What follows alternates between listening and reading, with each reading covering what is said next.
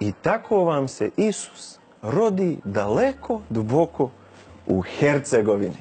Čekaj, Isus nije bio rođen u Betlehemu. Kakav Betlehem, Marine? To su stavili radi simbolike, malo egzotičnije da bude Izrael. U Hercegovini se rodio mali Isus. Ali dobro, ali ako je, mislim, su bježali u Egipat.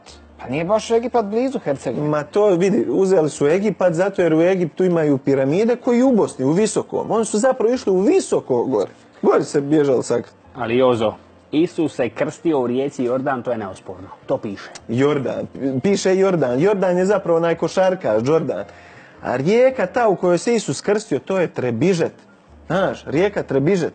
Trebižet. Zašto treba bižati? Treba bižat, znaš, kad je Josip i Isus i Marija kad su bižali, onda kao treba bižat. Tamo se krstio. A pastiri?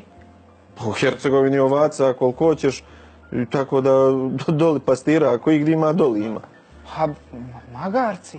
Pa i u Hercegovini imaš magaradi i sad možda i najviše na Balkanu, uz Istru. Istra i Hercegovina imaju najviše magaradi.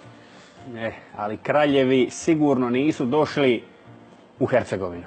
Koji? Gašpar i ova ekipa. Odakle ti je prezme Gašpar? Iz Ljubuške općine otiđi, pogledaj ove župne knjige. To je tradicionalno hercegovačko ljubuško prezme. Gašpar iz Ljubuškog.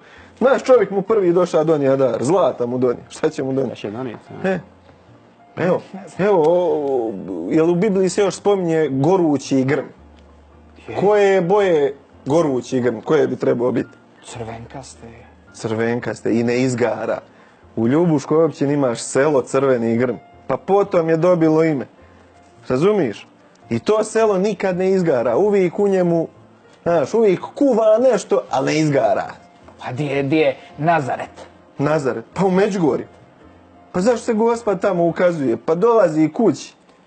Ljudi Boži, to je, znači, sve ovo je Izrael, to je sve simbolika. U Hercegovini se Isus rodio.